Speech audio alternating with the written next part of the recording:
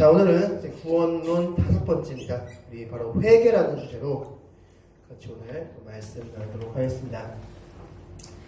자, 그럼 이제 회개 보도록 하겠습니다. 자, 회개란 한자로 이렇게 씁니다. 돌아올 회, 고칠 개. 이게 바로 회개의 의미입니다. 그래서 회개는 이 한자를 보면 알겠지만 회개는 무엇입니까? 돌아오는 겁니다. 방향을 바꾸는 겁니다. 방향을 바꾸는 것. 그것이 바로 회개다. 삶의 방향을 전하는 것입니다. 그래서 회개는 우리가 내가 회개했다. 나 오늘 회개기도 드렸다. 라고 했을 때 삶의 방향이 바뀌어지지 않으면 그것은 진정한 의미의 회개가 아닙니다. 그래서 하나님께서 원하시는 회개, 하나님께서 기뻐하시는 회개라는 말이 있는데 우리가 회개 기도드렸다고 했을 때 삶의 방향이 그대로다. 즉 오늘 말씀을 듣고 깨닫고 막 엉엉 울면서 하나님 이거 잘못했습니다. 제가 다시는 이러지 않을게요. 라고 한 다음에 그 다음날 똑같이 그 삶을 산다. 그럼 진정한 의미에서 그것은 회개가 아니라는 것입니다. 회개는 삶의 방향이 변화되는 것이 있어야 된다. 돌이킴이 있어야 된다라는 것입니다. 자, 그렇다면 회개에 있어도 되고 없어도 되는 것들이 있습니다. 통고, 후회, 반성, 고백 이런 것들은 회개에 있어도 되고 없어도 되는 것입니다. 회개할 때 꼭 눈물을 흘려야 됩니까? 통곡 펑펑 울어야지 회개가 되는 겁니까? 어떤 사람들은 눈물을 꼭 흘려야 된다. 회개는 진짜 눈물이 있어야 된다라고 말하지만 성경 어디에도 회개를 할 때 눈물을 흘려야 된다는 구복은 없습니다. 또한 후회 그도 회개할 때 해야 된다. 반성 회개할 때 해야 된다. 그런 말씀이 전혀 없습니다. 또한 어떤 요즘에 몇몇 교회들이 회개를 꼭 앞에 나와서 시키는 경우가 있습니다. 회개할 때 앞에 나와서 그 자기 죄를 고백하라고 시킵니다. 의미는 그렇게 남들 앞에서 자기 죄를 고백하면서 수치심이 들고 그 수치심 때문이라도 자기가 더 이상 그 일을 행하지 않는다라는 그런 의미로서 앞에 나가서 회개를 고백하게 하고 그래야지 회개가 된다. 진정한 회개가 될 수 있다라고 말하는 몇몇 교회들이 있지만 그것 또한 성경에 적혀있지 않습니다. 즉 회개는 눈물을 흘려야 된다든지 후회해야 한다든지 반성한다든지 고백을 꼭 앞에 나와서 해야 된다든지 그런 것이 꼭 있어야지만 회개가 된다라는 구절은 없습니다. 성경은 회개를 뭐라고 가르치냐면 돌이키는 것이다. 회개는 돌이킵니다 라고 가르치고 있습니다. 자, 그렇다면 이 회개는 성경에 크게 두 가지가 나와 있습니다. 바로 단회적 회개와 반복적 회개가 것입니다. 단회적 회개는 구원과 연관성 있는 회개입니다. 그리고 반회적 회개는 원죄를 회개하는 것입니다. 우리의 원죄를 회개하는 것이 단회적 회개입니다. 또 이 단회적 회개는 멜기세덱과 관련된 회개가 단회적 회개이고 이 단회적 회개는 평생 단 한 번 하는 것입니다. 일평생 단 한 번 해야 되고 일평생 단 한 번 꼭 해야지만이 구원을 받는 것이 바로 단회적 회개입니다. 두 번째로 반복적 회개가 있습니다. 이 반복적 회개는 성화와 관련되어 있습니다. 성화람은 구원받은 이후의 삶입니다. 구원받은 자가 앞으로 삶에 있어서 그리스도를 닮아가는 삶을 살아가는 그 과정을 성화라고 하는데 그때 필요한 게 반복적 회개입니다. 이 반복적 회개는 자범죄와 관련되어 있습니다. 어떤 우리 행동, 우리의 몸에서 관련된 일들과 관련된 죄를 회개하는 것이 바로 반복적 회개입니다. 이 반복적 회개는 아론과 관련되어 있습니다. 아론과 관련되어 있고 이것은 살면서 평생에 걸쳐서 행하는 것이 바로 반복적 회개입니다. 성경은 크게 두 가지 회개를 말하고 있다는 것을 기억하시기 바라겠습니다. 그래서 어떤 구절에서는 단회적 회개를 메시지를 주고 있고 어떤 구절에서는 반복적 회개를 메시지 주고 있습니다. 특별히 오늘 좀 중점적으로 볼 성경책 히브리서입니다. 이 히브리서는 단어적 회개와 반복적 회개의 차이를 말하고 싶어서 쓴 책이 히브리서입니다. 그래서 나중에 여러분께서 집에 가셔서 히브리서를 처음부터 1절부터 시작해서 읽어보시면 단회적 회개가 무엇인지 반복적 회개가 무엇인지 분명히 구분되실 거라 생각합니다. 중요한 건 단회적 회개도 필요하고 반복적 회개도 필요하다는 것입니다. 물론 더 크게 필요한 건 뭘까요? 그렇다면 두 개 중에 어떤 게 더 필요할까요? 우리한테 바로 단회적 회개죠. 그렇죠? 구원받는 회개이기 때문입니다. 단회적 회개가 분명히 더 필요하지만 그러나 반복적 회개도 필요 없다라고 말하면 안 됩니다. 단회적 회개도 필요하고 반복적 회개도 필요합니다. 자, 그렇다면 단회적 회개만 강조하는 그런 곳이 있고 반복적 회개만 강조하는 곳이 있습니다. 이런 것들을 이제 이단이다 혹은 아니면 잘못된 교리를 가르친다 라고 할 수 있는데, 자, 먼저 단회적 회개, 즉 한 번 구원받으면 끝난다 라는 것으로 가르치는 곳이 있습니다. 대표적인 곳 두 곳이 바로 구원파 그리고 신비주의자들입니다. 구원파 같은 경우에는 단회적 회개만 강조합니다. 그래서 한 번 구원받으면 더 이상 회개할 필요가 없다. 그래서 우리 기성교회를 구원파들을 인정하지 않죠. 왜냐? 우리는 매주마다 회개하니까. 그래서 너희들은 구원받지 못했기 때문에 너희들은 계속 매주마다 회개하는 거야. 너희들은 구원받지 못했어. 하면서 기성교회들을 그렇게 인정해버립니다.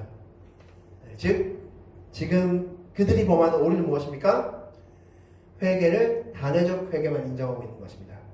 또한 신비주의자들, 자, 칭의 말했다. 우리가 칭의라고 했을 때 무엇이 변했다고 말씀드렸죠? 칭의? 지난주 칭의에 대해서 나눴는데 칭의가 무엇이 변한 삶이라고 말씀드렸습니까? 바로 법적인 선포가 변한 것이죠.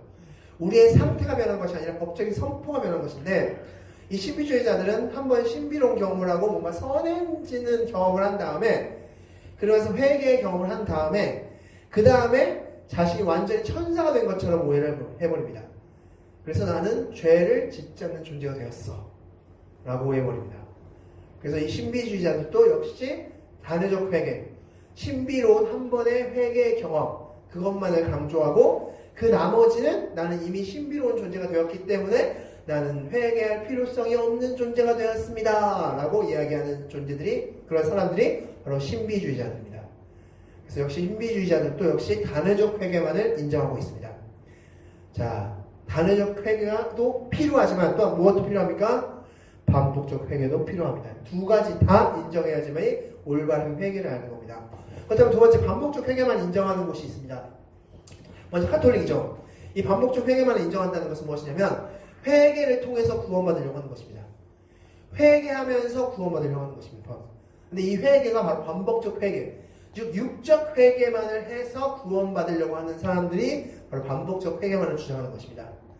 카톨릭은 반복적 회개, 즉 내가 육체적으로 뭔가 잘못했을 때 그것을 고해성사 하면은 회개가 되고, 그것만을 계속 강조하죠. 그것을 통해서 우리가 선해지려고 하는 것, 그것이 바로 카톨릭이라고 말하고 있는 것입니다. 또한 안식교가 또한 반복적 회개만을 강조합니다. 그래서 이 안식교는 특별히 어떤 특별한 주간이 있는데, 안식교회는 연말에, 우리가 연말에 송구영신 예배를 드리듯이 이 연말에 연말 기도주간이라고 있습니다. 이 연말 기도주간은 무엇이냐면 일주일 동안 1년 동안 지은 죄를 다 회개하는 겁니다. 5월 23일에 이런 죄를 졌고, 5월 24일에 이런 죄를 졌고, 2월 25일에 이런 죄를 졌고, 그래서 그 죄 100가지, 1년 동안 100개의 죄를 졌을 때 이 100개의 죄 중에서 한 가지로 회개하지 못하면 안 되는 겁니다.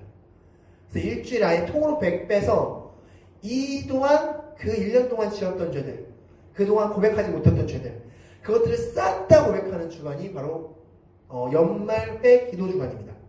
이 안식교에 실제로 있는 그런 기도 주간입니다. 왜 이렇게 합니까? 이렇게 해야지만이 구원받는다는 거죠. 이렇게 우리가 반복적 회개를 해야지만이 구원받는다. 그들은 단회적 회개를 인정하지 않는 것입니다. 즉 어떤 행위의 죄를 고백하면 구원받는다라고 가르치고 그 기간을 특별히 주는 것입니다. 자, 이처럼 단회적 회개만을 강조하는 그런 곳도 있고 반복적 회개만을 강조하고 있는 곳도 있지만, 중요한 건 성경은 단회적 회개와 반복적 회개 모두를 강조하고 있다는 것입니다. 그럼 먼저 반복적 회개부터 보도록 하겠습니다. 자, 말씀 보겠습니다. 레위기 4장이죠. 다 같이 읽겠습니다. 시작! 이스라엘 자손들에게 말하여 이르라. 누구든지 여호와의 계명 중 하나라도 그릇 범하였으되. 아멘. 바로 이 속죄제. 예. 이 반복적 회개의 기초는 바로 속죄제죠. 바로 속죄제를 기초하고 있습니다. 이 속죄제 때 레위기서를 통해서 하나님께서 말씀하신 게 바로 율법 말씀, 여호와의 계명 중 하나라도 그릇 범하였으면 너희가 속죄제를 드려라 라고 말씀하셨습니다. 그리고 이 속죄제 중에 대속죄일이라는 것이 있었어요. 대속죄일. 바로 7월 10일 대속죄일이라는 것이 있었습니다. 그것이 레위기 16장 30절 말씀에 나와 있습니다. 읽겠습니다. 시작! 이날에 너희를 위하여 속죄하여 너희를 정결하게 하리니 너희의 모든 죄에서 너희가 여호와 앞에 정결하리라. 아멘. 여기서 이날은 바로 대속죄일을 가리킵니다. 그래서 7월 10일 날 이 하루 동안은 모든 이스라엘 백성들이 정결하게 하고, 그래서 대제사장이 성소를 지나서 휘장을 지나서 성소 지성소에 가서 피를 뿌리면서 그렇게 하면서 그 죄가 속함받는다. 그 죄를 속함받는다. 그 번제단에 뿌리면서 그 죄가 속함받는다라고 해서 대속죄일입니다. 그래서 7월 10일 날. 그래서 앞서 봤던 속죄제는 그냥 일반 제사장들이 지냅니다. 그런데 이 7월 10일 대속죄일은 대제사장이 지냅니다. 그래서 대속죄일. 자, 그래서 이것은 1년에 딱 한 번 7월 10일 날이 있습니다. 자, 그리고 나서 희년이라는 것이 또 있습니다. 희년이 또 있습니다. 레위기 25장 10절 말씀입니다. 읽겠습니다. 시작! 제50년을 거룩하게 하여 전국 거민에게 자유를 공포하라. 이 해는 너희에게 희년이니 너희는 각각 그 기업으로 돌아가며 각각 그 가족에게로. 아멘. 자, 희년은 무엇이냐? 바로 대속죄일 7일 1년 7번 하고 그 7번을 또 7번 지나면 몇 번입니까? 49번. 그리고 그 7번 완전수와 더 곱해진 49 더하기 더 특별하니까 1을 더해서 50년.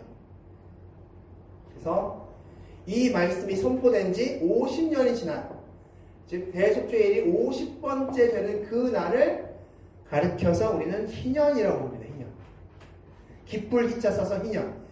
이 희년이라고 의미하는 것은 무엇이냐면 바로 모든 종들, 모든 노예들, 그리고 모든 묶여있는 땅들이 다 풀려지는 날입니다. 그날은. 그래서 이때를 기쁠 희자 써서 희년이라고 합니다. 희년. 자, 이것도 역시 속죄를 이루는 날입니다. 자, 그래서 자, 여기서 핵심은 무엇이냐? 속죄제, 그리고 대속죄일, 희년, 이런 제사 제도를 하나님께서 만드셨습니다. 그렇다면 우리가 이렇게 질문할 수 있습니다. 이렇게 철두철미하게 속죄의 역사를, 속죄의 그 법칙을 다 만드셨으니 그러면 아무 문제 없겠네요. 아무 거리낌 없겠네요. 예수님께서 굳이 안 오셔도 될 것 같은데요? 라고 질문할 수 있습니다. 그렇죠? 이렇게 철두철미하게 죄를 속할 수 있는 철두철미한 방법을 다 만드셨으니까 굳이 예수님 안 오셔도 될 것 같은데요? 죄 다 해결할 수 있을 것 같은데요? 라고 이야기하는 사람이 있을 수 있습니다. 그러면 여러분께서 무엇이라고 말씀하시겠습니까? 속죄일도 만드셨고 대속죄 1년 동안 1년에 한 번씩 또 대속죄를 만드셔서 모든 죄 다 사하시고 또 희년도 만드셔서 속죄도 하시고 막 이제 철두철미하게 죄를 속해 주셨네. 그러면 굳이 예수님 안 오셔도 되겠네. 죄가 계속 속해지니까. 이렇게 말하는 분들이 계실 겁니다. 자, 그런 분들에게 지금부터 들려드릴 거겠습니다. 무죄의 딜레마라는 것입니다. 무죄의 딜레마. 자, 무죄의 딜레마를 지금부터 설명드리겠습니다. 어떤 사람이 있습니다. 이 사람은 살인자입니다. 자, 살인했습니다. 그런데 이 살인자가 이제 경찰에 잡혔습니다. 경찰에 잡혔는데 경찰에 잡혀서 이제 법원에서 판결을 받습니다. 법에 의해서 판결을 받습니다. 어떤 형량이 정해지는 것이죠. 어떤 형량이 정해지는데 이 살인자가 철두철미하게 자신의 죄를 감췄습니다. 자신의 증거품도 다 감추고 자신의 족적도 다 감추고 그래서 증거물이 하나도 안 남도록 했습니다. 그럼 법원은 어떻게 판결할까요? 이 사람을 무죄로 판결합니다. 자, 그럼 질문 드리겠습니다. 이 사람은 진짜 무죄인가요? 자, 여기서 두 가지의 의견이 나올 수 있죠. 이 사람은 무죄이다. 이 사람은 무죄가 아니다. 자, 무죄라고 주장하는 사람들은 이 사람의 어떤 점을 본 것입니까? 그럼 이 사람은 지금 이제 무죄가 됐으니까 자유롭게 돌아다닐 수 있습니다. 이 사람한테 이제 더 이상 자유를 억압할 의무는 없습니다. 법에게. 그래서 육적으로서는 무죄입니다. 그런데 무죄가 아니다 라고 주장하는 사람은 어떤 관점으로 본 것입니까? 이 사람의 마음을 본 것이죠. 양심을 본 것입니다. 이 사람의 양심상에서는 죄가 아닙니다. 죄가 있습니다. 아직도. 이 사람 마음 가운데는 여전히 살인이라는 죄를 저질렀습니다. 이게 바로 무죄의 딜레마입니다. 자, 무슨 소리냐? 앞서 말씀드렸지만 반복적 회개는 우리의 육적인 죄를 해결하는 겁니다. 쉽게 말해서 이 무죄를 받은 이 살인자의 육적인 죄는 해결했습니다. 이 법원에서 무죄를 선고했기 때문에. 그런데 이 사람의 양심은 이 법원에서 해결할 수 있습니까? 없습니까? 아무리 무죄, 쾅쾅쾅 그 망망이를 쳤다 하더라도 법복을 쳤다 하더라도 이 무죄를 양심상의 무죄를 선고할 수 있습니까? 없습니까? 없습니다. 이게 바로 반복적 회개와 단회적 회개의 차이입니다. 반복적 회개와 단회적 회개의 차이가 되는 것입니다. 자, 그래서 속죄제, 대속죄일, 희년 이런 제사들을 만들어 놨지만 그 제사에서는 육적인 죄만을 해결하는 것입니다. 그 사람의 영적인 죄, 양심적인 죄는 해결하지 못한다는 것입니다. 그래서 반복적 회개에 없는 두 가지가 있습니다. 첫 번째는 영원한 속죄의 능력입니다. 무슨 소리냐? 자, 이렇게 무죄를 받았습니다. 그러면 이 사람은 다시는 살인 안 할까요? 네, 할 가능성이 있습니다. 오히려 더 잘할 수 있습니다. 왜냐하면 철저하게 감춰서 무죄를 받았기 때문에 이렇게만 하면 되는구나 그래서 더 잘할 수 있을 것 같습니다. 즉 다시 죄를 범할 수 있는 가능성을 이 무죄가 막아주지 못한다는 것입니다. 두 번째, 양심의 죄. 앞서 말씀드렸죠. 이 육적인 죄는 해결을 받을 수 있습니다. 이 무죄를 통해서. 그러나 양심이라는 이 죄는 이 무죄가 해결해주지 못한다는 것입니다. 자, 즉 반복적 회개는 육적인 죄는 해결할 수 있지만 그 사람의 영의 죄 그리고 그 사람이 앞으로 죄를 지을지 않을 수 있는 능력까지 주지는 못한다는 것입니다. 그래서 누가 오셨습니까? 예수님이 오신 겁니다. 네, 단회적 회개를 범청에 이제 다시 한번 정리하겠습니다. 히브리서 9장 9절 다 같이 읽겠습니다. 시작! 이 장막은 현재까지의 비유니 이에 따라 드리는 예물과 그 자산은 섬기는 자를 그 양심상 온전하게 할 수 없으나니. 아멘. 양심상 온전하게 할 수 없다는 겁니다. 육은 무죄를 받았지만 양심은 무죄를 받지 못한 겁니다. 이것까지 해결해 줄 수 없다라고 말씀하고 있는 겁니다. 그런데 예수님은 어떻게 하셨습니까? 자, 말씀 보겠습니다. 자, 히브리서 9장 14절 다 같이 읽겠습니다. 시작! 하물며 영원하신 성령으로 말미암아 흠없는 자기를 하나님께 드린 그리스도의 피가 어찌 너희 양심을 죽은 행실에서 깨끗하게 하시고. 예수님의 피가 양심의 죄까지 다 해결을 만들어서 해준다는 겁니다. 영의 죄까지 다 해결해 주신다는 겁니다. 그것이 바로 단회적 회개입니다. 자, 단회적 회개를 좀 더 이제 깊이 들어보도록 하겠습니다.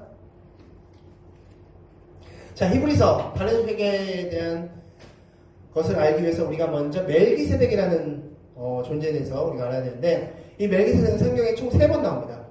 창세기, 시편, 그리고 히브리서 총 3번에 나오는데, 자, 히브리서에 나오는 멜기세덱, 이 멜기세덱을 어떻게 소개하고 있나? 히브리서 7장 1절 말씀 나가시겠습니다. 시작!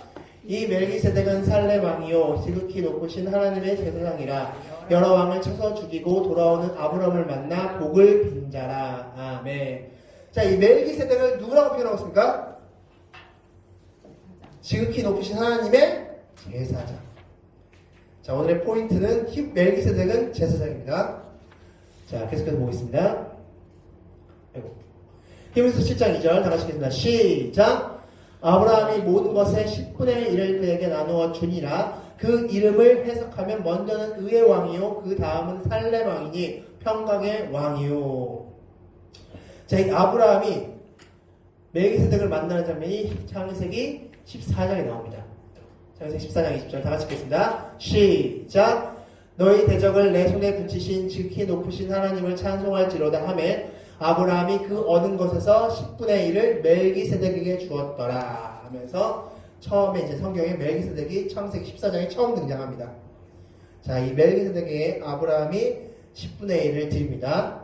이것을 내일선 자세히 해석하지 않겠습니다. 나중에 혹시 기회가 된다면 이 부분 또한 자세히 해석해 드리겠습니다. 오늘의 핵심은 바로 이 부분이기 때문입니다. 자, 다 같이 읽겠습니다.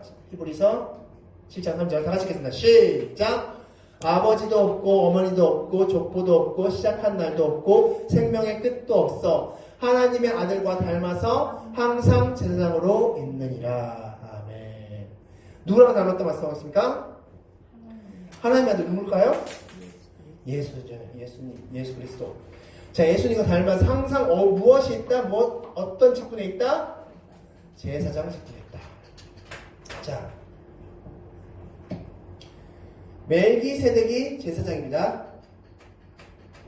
이 멜기세덱이 제사장인 것과 예수님과 어떤 연관성이 있을까요?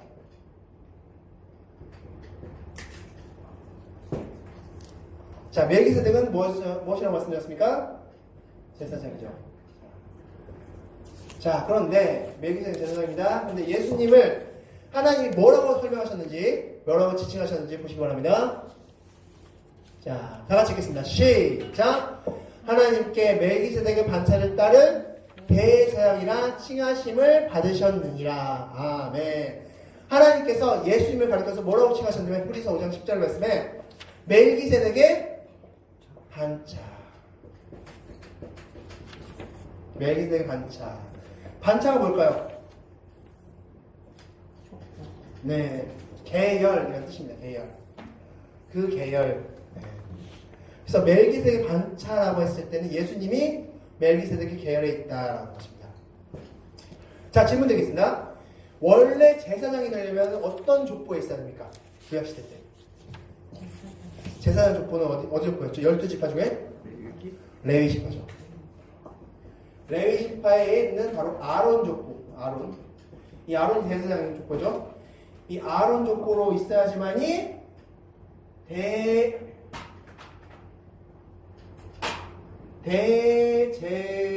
대제사장이 됩니다. 그런데 예수님은 레위 지파였습니까? 태어나셨을 때? 어떤 지파였죠? 유다 지파였죠. 유다의 사자라고 말씀하셨죠. 유다 지파였습니다. 그러면 대제사장이 될 수 있습니까? 없습니까? 제 족보상? 없죠. 근데 예수님을 하나님은 뭐라고 설명하셨습니까? 히브리서 5장 10절에서 대제사장. 어떻게 대제사장이 될 수 있습니까? 그렇다면 멜기세덱의 반차에 있기 때문이다. 지금 멜기세덱의 제사장이니까 그 반차에 있는 예수님도 제사장이 되는 것입니다. 그리고 그 예수님이 바로 대제사장이 된 것입니다. 자, 바로 이것입니다. 즉, 이 멜기세덱의 반차에 예수님이 있는 이유는 멜기세덱의 제사장이기 때문에 예수님도 대제사장이 될 수 있다는 것입니다. 멜기세덱의 반차에 포함되었기 때문에. 그래서 아론의 반차에 있는 제사장은 바로 반복적 회개 제사장들, 육적인 회개를 해결해 줄 수 있는 제사장들이었고, 이 멜기세덱의 반차의 제사장은 멜기세덱과 예수님 딱 두 명이었습니다. 예수님 성경에서 예수님이 영원한 대제사장이다. 멜기세덱의 영원한 대제사장이다라고 말씀하고 있습니다. 예수님이 딱 유일한 딱 한 줄기만 있는데 그 예수님이 바로 해결하신 제사의 법은 바로 뭡니까? 단회적 회개의 죄를 해결해 주시는 것이었습니다. 자, 그래서 단회적 회개 정리하면 예수님은 레위 대제사장이었습니다. 근데 이 대제사장은 원래 레위 족보 아론 지파여야지만이 대제사장이 될 수 있었는데 예수님은 레위 지파도 아론 지파도 아니었음에도 불구하고 대제사장이 되셨다는 것입니다. 누구의 반차였기 때문에? 멜기세덱의 반차였기 때문에. 두 번째, 멜기세덱의 반차였습니다. 그리고 유일한 족보라는 것은 멜기세덱과 예수님, 그리고 예수님으로 끝났습니다. 그래서 더 이상 멜기세덱의 반차를 따르는 인물이 필요 없는 겁니다. 가끔씩 이단들이 이렇게 얘기합니다. 여러분들이 가끔씩 이단들이 주장하기를 나는 멜기세덱의 반차를 따르는 사람입니다 라고 주장합니다. 맞는 이야기입니까? 네, 아닙니다. 예수님으로 멜기세덱의 반차는 끝났습니다. 세 번째, 예수님 또한 제사장이면서 속죄물이 되셨습니다. 그래서 단번에 영원한 속죄를 이루셨습니다. 그래서 이 예수님이 제사장이 되셨는데 그 제사장의 역할은 무엇이었습니까? 어떤 회개를 이루셨습니까? 단회적 회개를 이루시면서 우리의 구원을 이루셨다는 겁니다. 그래서 아론의 반차에서 반복적 회개, 육적인 죄를 해결했다면 이제 예수님, 멜기세덱의 반차인 예수님을 통해서 우리의 영적인 죄를 해결해야 되는 것입니다. 그래서 단회적 회개도 해결해야 되고 반복적 회개도 해결해야 된다는 것입니다. 그래서 성경에서는 단회적 회개, 반복적 회개 두 가지 회개를 동시에 말하고 있다는 사실을 기억하시기 바라겠습니다. 그래서 예수님의 죽음, 예수님께서 죽으신 것이 내 죄에 대한 죽음이다 라는 고백과 믿음이 있어야지만이 그래야지만이 우리는 단회적 회개를 이루는 것입니다. 그래서 우리 단회적 회개는 예수님의 죽음이 내 죽음이라는 고백이 있어야 되고 반복적 회개는 내 죄에 대한 회개하면서 이 죄를 해결한다, 즉 이런 삶에서 돌이킨다는 것이 바로 반복적 회개인 것입니다. 그래서 성경은 단회적 회개와 반복적 회개를 말씀하고 있습니다. 자, 마지막 결론 정리하고 마치겠습니다. 자, 히브리서 10장 11절 말씀 다 같이 읽겠습니다. 시작! 제사장마다 매일 서서 섬기며 자주 같은 제사를 드리되 이 제사는 언제나 죄를 없게 하지 못하거니와 어떻게 하신다고? 이것은 어떤 제사를 말할까요 지금? 히브리서 10장 11절. 그렇죠. 반복적 회개입니다. 그렇죠. 제사장마다 매일 서서 이 반차장은 바로 아론 지파, 아론의 반차들이죠. 아론차의 그 제사장들. 매일 서서 같은 제사를 드리지만 언제나 죄를 없게 하지 못한다. 완벽하게 죄를 사하지 못한다는 거죠. 양심상 이제 육적인 어떤 행동적인 육으로서 행해진 그 죄는 해결할 수 있을지 모르겠지만 그 죄를 멈출 수도 없고 그리고 양심상 영적인 죄의 문제를 해결할 수도 없다는 것입니다. 자, 그런데 자, 다음 말씀. 자, 12절 말씀 시작. 오직 그리스도는 죄를 위하여 한 영원한 제사를 드리시고 하나님 우편에 앉으사. 한 영원한 제사. 예수님의 제사는 어떤 제사라고요? 영원한 제사. 한 번 딱 드렸는데 그 제사가 영원한 제사였다는 겁니다. 자, 하나님 우편에 앉으셨습니다. 그 다음에 예수님께서 십자가 달리시고 부활하셔서 하나님 우편에 앉으사. 다음 말씀 14절 말씀 시작. 그 후에 자기 원수들을 자기 발등상에 되게 하실 때까지 기다리시다니. 마지막 재림 때까지 예수님께서 기다리십니다. 14절. 그가 거룩하게 된 자들을 한 번의 제사로 영원히 온전하게 하셨느니라. 아멘. 한 번의 제사. 어떤 제사였습니까? 십자가 제사. 십자가의 제사. 그 십자가의 제사로 영원히 온전히. 영원히 온전히. 영원히 이제 더 이상 우리 죄의 문제를 완벽하게 해결하셨습니다. 완벽하게 영원히 그리고 온전히 육적인 제사로 이 법적인 법원에서 해결할 수 없는 그런 온전하게 하지 못하는 그 제사가 아니라 온전하게 하는 제사를 하나님께서 예수님께서 행하셨다는 것입니다. 그것이 바로 단회적 회개고 그리고 그 또한 성경에서는 반복적 회개도 이야기하고 있습니다. 그러므로 성경은 반복적 회개와 단회적 회개가 있음을 고백하며 내가 단회적 회개의 경험이 있는지 또 반복적 회개의 경험이 있는지를 분별하는 것이 우리 믿는 자가 분별해야 될 부분이라는 것을 기억하시기 바라겠습니다. 자, 그럼 주보와 화면을 통해서 질문과 답변 같이 보도록 하겠습니다. 자, 첫 번째입니다. 회개는 꼭 눈물을 흘려야 회개해야 됩니까? 아닙니다. 네, 회개도 그렇고 통곡, 아니면 반성, 앞에 나와서 고백하는 것, 그 어떤 것도 회개의 가장 핵심 포인트는 아니라는 것입니다. 있어도 되고 없어도 되는 것입니다. 그렇다면 2번 문제. 회개는 무엇이 동반되어야 합니까?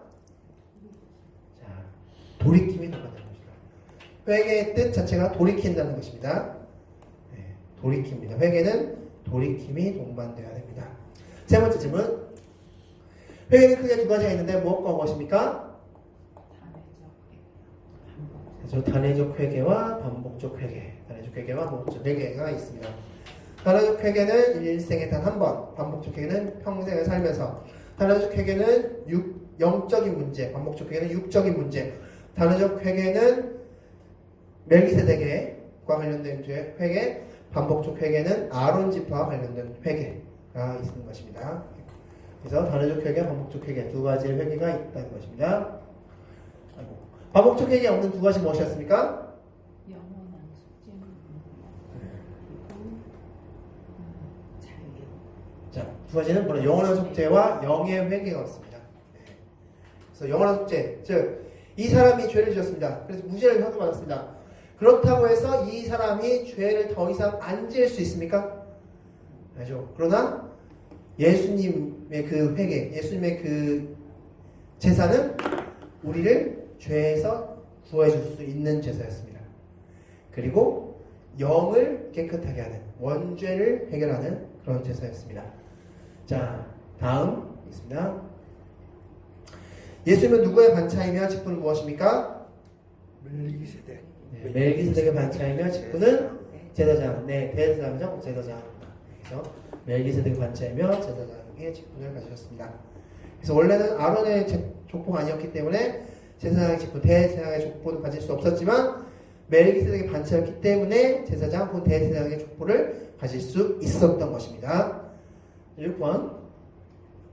자, 구원을 얻기 위해서는 어떤 회개를 해야 됩니까? 그것은 얻기 위해서는 단회적 회개를 해야 됩니다. 물론 반복적 회개도 안 해야 된다는 거 아닙니다. 그러나 구원을 얻기 위해서는 단회적 회개가 반드시 있어야 됩니다. 그래서 어떤 이단들이나 다른 데서 우리가 육적으로 깨끗해진다, 착하게 된다, 선하게 된다, 그것을 통해서 구원 얻는다는 것이 아닙니다. 단회적 회개, 즉 예수님을 통한 회개가 있어야지만이 구원을 얻을 수 있다는 것을 기억하시기 바라겠습니다. 자, 마지막 질문은 이것입니다. 예수님의 죽음과 부활이 내 죄로 인함을 믿으십니까? 네, 그것은 각자 마음속으로 대답하시면 되겠습니다. 자, 다음 주 시간에는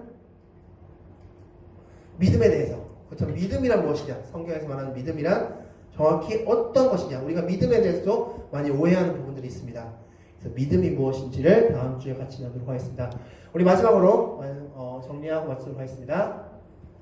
자, 다 같이 하겠습니다. 시작!